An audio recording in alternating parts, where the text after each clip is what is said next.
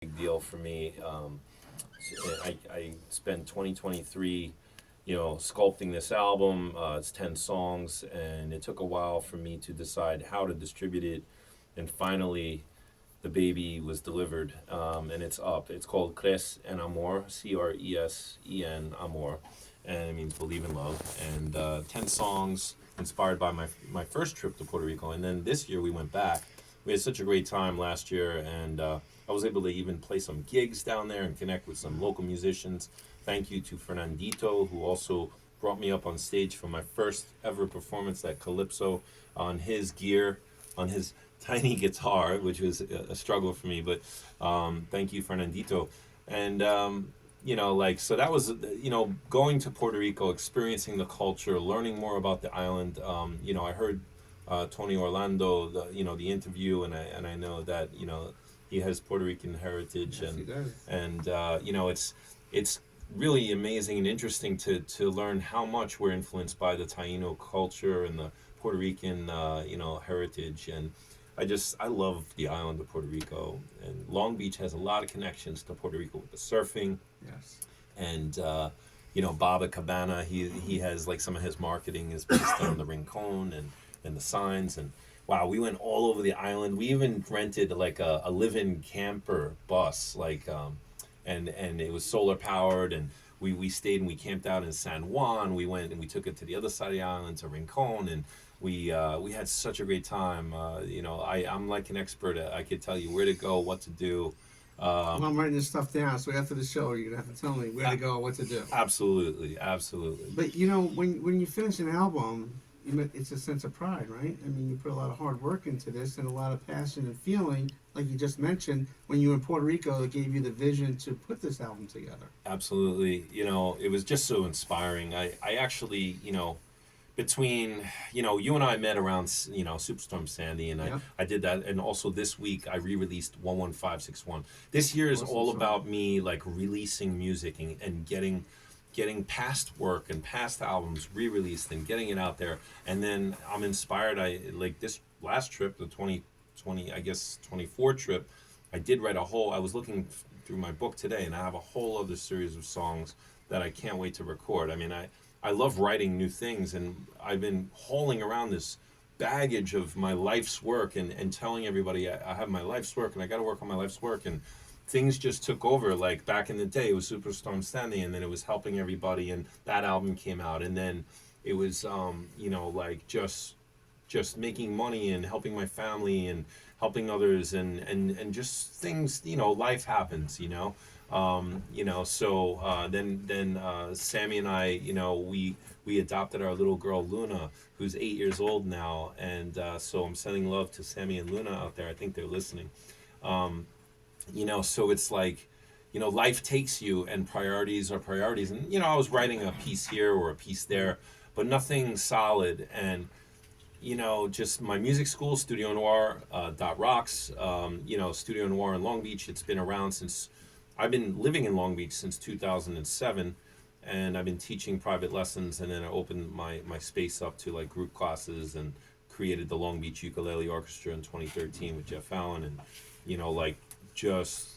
it's been, you say, are you busy? I know you've been busy, and it's been nonstop. Then fast forward a whole bunch of stuff, but, COVID happens, and then, there was this big momentum going, and then boom, everything shut down, and then we reconnected, and we did Mystic Noir, and there was that whole era, for like 5 years I was helping Johnny Mystic complete his album, and that was my priority. It was like my music was kind of pushed aside because I wanted to get his album done.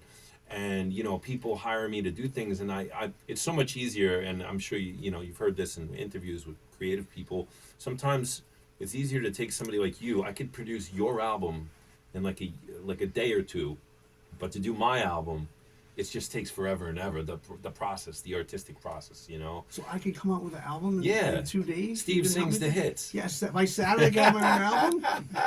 I love it. No, but for real, like, I could take somebody, and I've done it, like, I'm pretty good at social media and marketing and website building and this and that and the other thing. Like, I can create a total package for somebody else. Right. But for me, it took forever different things happen. I just kept getting punched in the gut or slapped down or this and that, and it just took me so long to get to this place that I'm in right now. And thanks to the support of my family and my friends and Nikki and just like I'm in this other zone right now, which is a creative zone, and I'm ready to release things. I've already released things. I'm excited about re-releasing albums. I'm excited about working with new people, meeting new people, and just getting more serious about the business of music and the process of music publishing and copyrights and royalties, and really, really learning more and doing more and connecting with more people and just getting my music out there.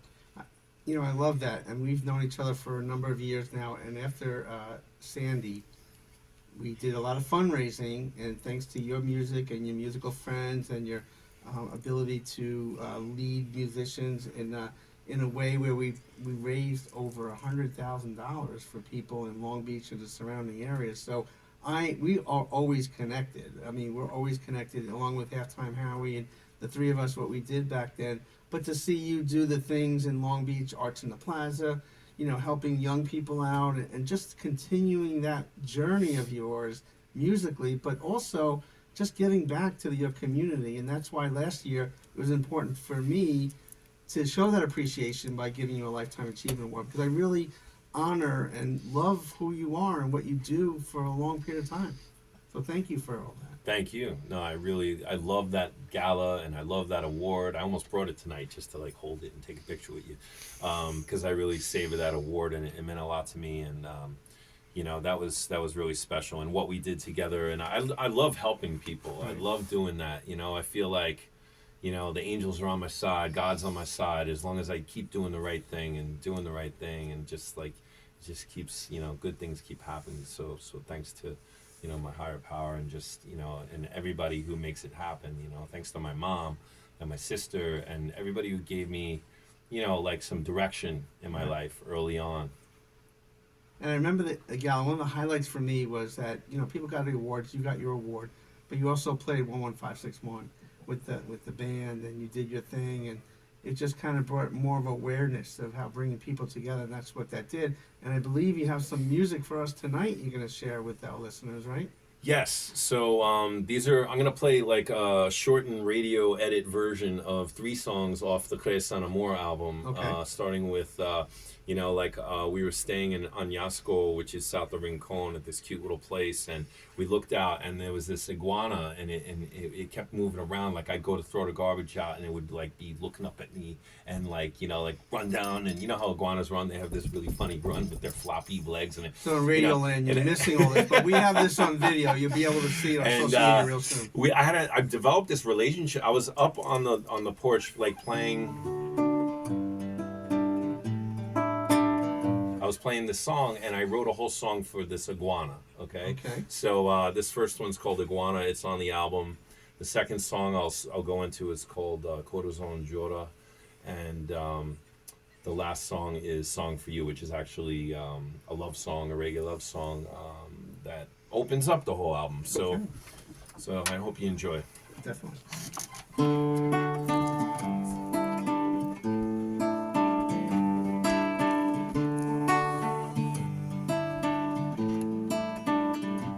There's an iguana that lives across from me.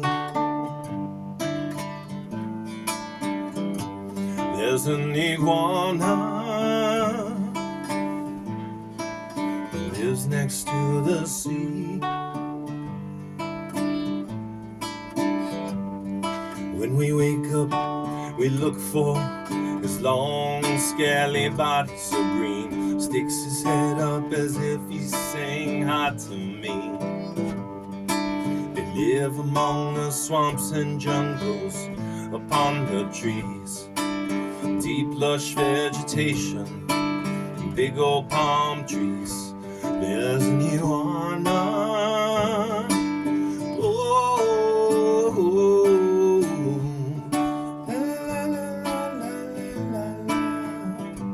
There's an iguana.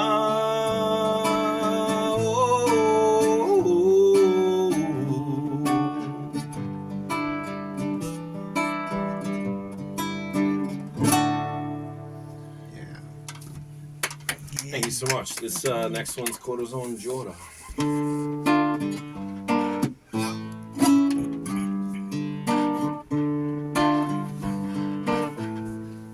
My sleeve's buzzing there. Hold on 1 second here. Live radio. There we go.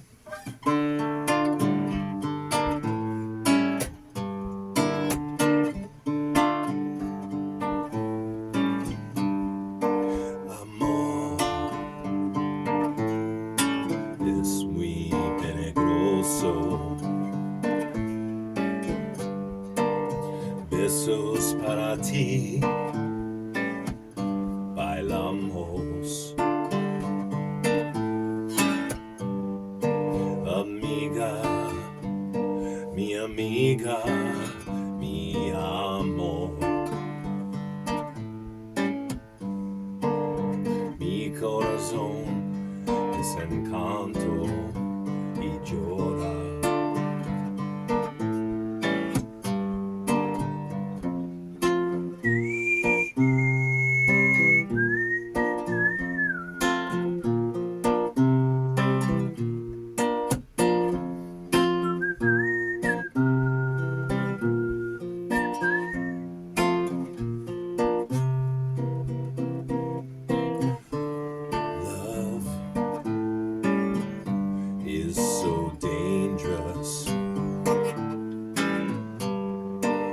Kisses for you,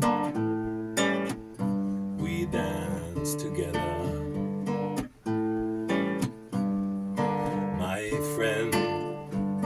My friend, my love.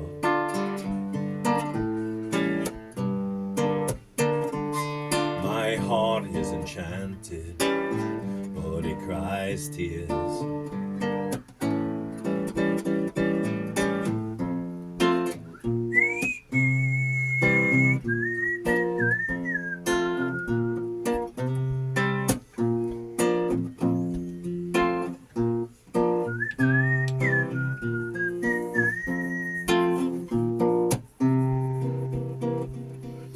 Puerto Rico, you show me.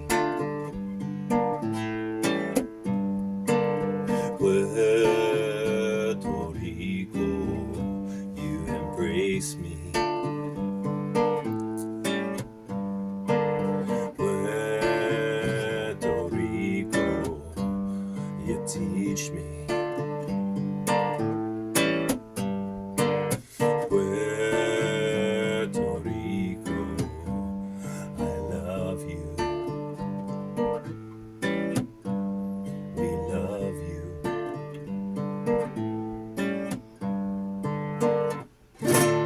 Yeah.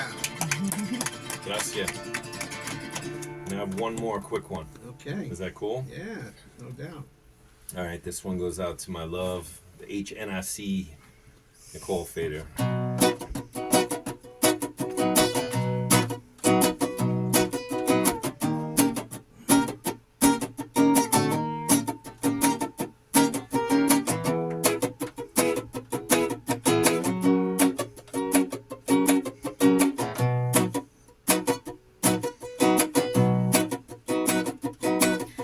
This song's for you and all the silly things that you do. Girl, I love you so. I want you to know that this song's for you and all the crazy things that we do. Girl, I never leave your side. Our love is so divine. This song's for you.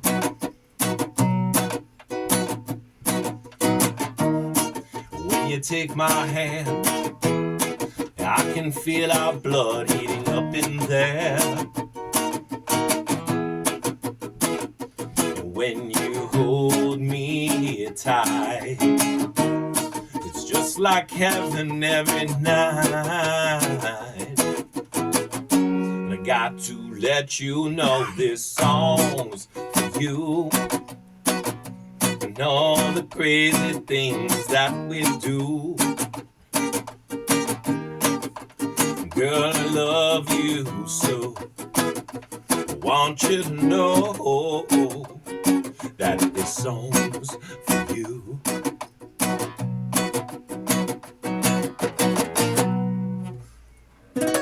Yes.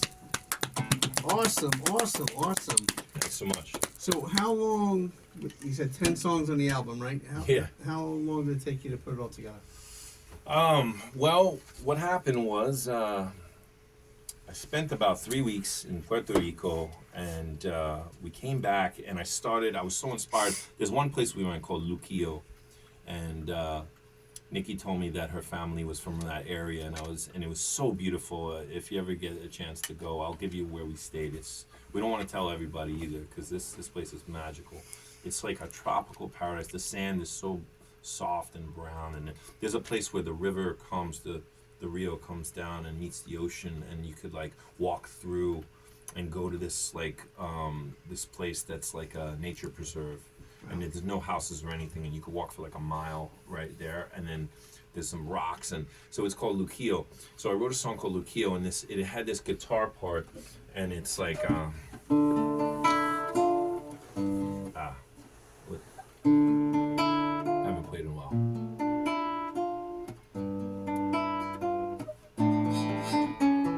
I had this haunting guitar part, and it was just like, we were staying in like very high up looking down, and the ocean, it just sings. It's like, it's just so magical. It was so high up, and it was just so beautiful. And the song just came out. I kept on having experiences like that, like where I'd be somewhere, I'd see the iguana, I'd have a relationship with the iguana. The iguana would tell me to write the song. No, the iguana didn't tell me. But, like, I just kept on getting inspired. I'm believing you. I'm sitting here just roaring me in here. You need to read children's books here on our show between. But I just had such a great time. And, this guitar is the one I brought down. And I love the nylon string guitar. My sister had a nylon string guitar, and she played Stairway to Heaven. And when I was a little kid, and she packed it all away, and we moved several times. And I finally got the urge to, I was playing saxophone and baritone horn, and found the guitar in the basement, and it had an Alfred guitar method book, and I opened it up, and I just started teaching myself because I knew how to read notes, and I started teaching myself, and I got into the guitar. That's how. So the nylon string guitar is what brought me into playing guitar. So I brought this guitar down the first time and wrote everything on it. So I came back to town. I'm a long-winded storyteller, aren't I? So I come back to town, and I started laying down in my Studio Noir the tracks into Pro Tools and layering and using a program called Reason, which I've been using for 24 years now, because I had Reason 2.0 back in the day.